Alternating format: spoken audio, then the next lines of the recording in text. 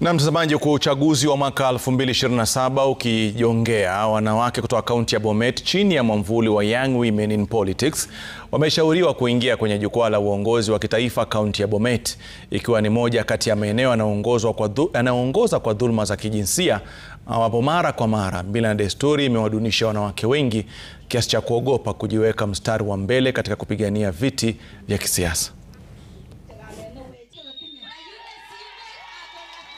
And as we've been doing these dialogue sessions at the community level, we've been getting a hint of the challenges that women are facing, especially when it comes to culture, gender-based violence and financial barriers. Coming 2027, tunaomba sisi kama wamama mtupunguzie ile registration fee.